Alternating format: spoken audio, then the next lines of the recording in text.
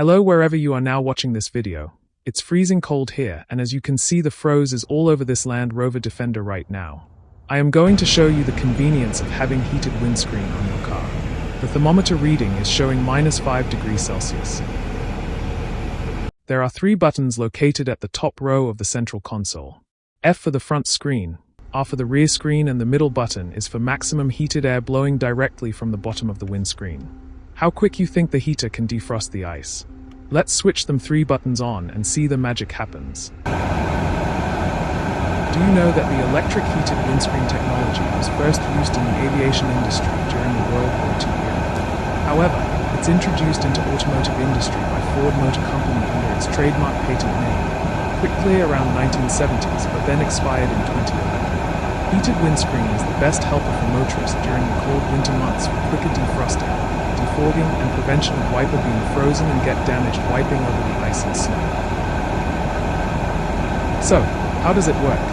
In brief, it's using tiny wires on the surface like what you normally see on the rear screen and metallic film fitted within the layers of windscreen glasses to ensure the glasses were heated up evenly. When the electric current passes through the metallic film, it generates heat, just like the electric underfloor heating kind of concept.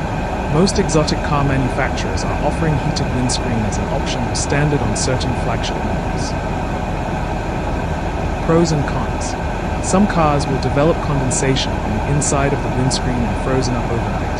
That will take a lot longer time to defrost. Therefore, the heated windscreen is beneficial for quicker defrosting and defogging. It also helps in reducing wear on wipers. Having said that, the convenience does come with cost, which is more expensive windscreen replacement. The heated windscreen had been switched on for over a minute now. If you look closely, the ice is starting to melt away.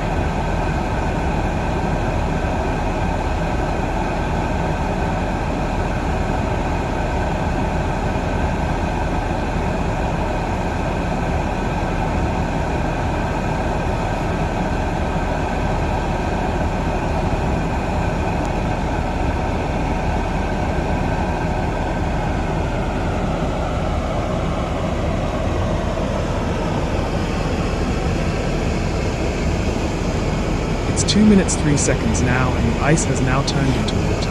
That's how quick and easy to defrost using heated windscreen. Would it be the option you would look for on your next car? Leave your comment here. Thank you for watching. Please like and subscribe if you like the video.